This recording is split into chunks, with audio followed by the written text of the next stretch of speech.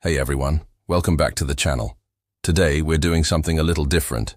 No jump scares, no monsters hiding in the dark. We're going to have a real talk about what I think is one of the most genuinely horrifying episodes of television ever made. And it's probably not what you're thinking.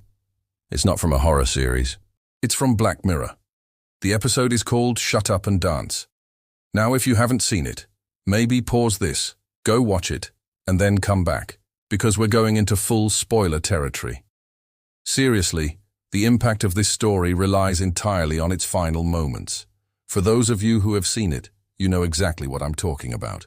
You know that gut-wrenching, soul-crushing feeling that hits you in the last 30 seconds.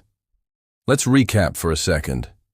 The episode follows Kenny, a shy, awkward teenager who gets caught by an anonymous hacker doing something private on his laptop. This unseen tormentor then starts blackmailing him, forcing him into a series of increasingly dangerous and bizarre tasks. He's not alone either.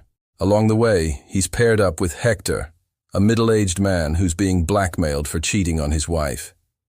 The entire episode is a masterclass in building tension. You're right there with Kenny, feeling his panic, his desperation. You're rooting for him. You're thinking, this poor kid, this is so unfair. The tasks get crazier and crazier. He has to deliver a cake, rob a bank with a gun, and even fight another man to the death. Throughout all of this, you're on his side.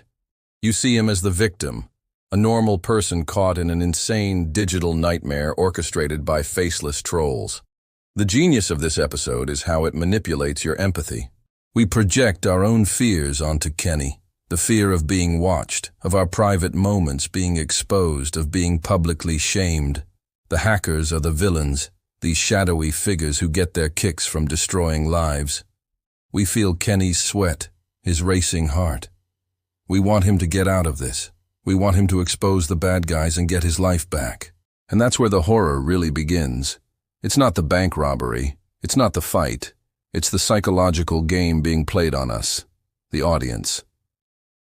We travel this entire harrowing journey with Kenny, believing he's just an innocent kid who made a simple, embarrassing mistake. We invest all of our sympathy in him. Hector, his reluctant partner, seems a bit more morally gray. But Kenny? He's just a boy. And then comes the final twist. After all the chaos, all the trauma, after Kenny has completed his final brutal task, the hackers release everyone's secrets anyway. It was all for nothing. The final text message he receives is, "We've leaked everything, trolling." And then we, the audience, finally learn what Kenny's secret was. We see a news report, and the reporter reveals that Kenny had been caught downloading and viewing illicit content involving children. Boom. The floor drops out from under you. In an instant, every ounce of sympathy you had for him evaporates. It's replaced by this cold, sickening wave of disgust and revulsion, and that is the true horror of Shut Up and Dance. The horror isn't what's on the screen. It's the realization of what just happened inside your own mind. The episode tricked you. It made you root for a monster.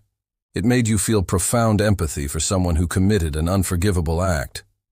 That's a level of psychological horror that sticks with you long after the credits roll. It's not about ghosts or demons. It's about the darkness within humanity and our own fallibility. It forces you to confront uncomfortable questions. How easily can our sympathies be manipulated?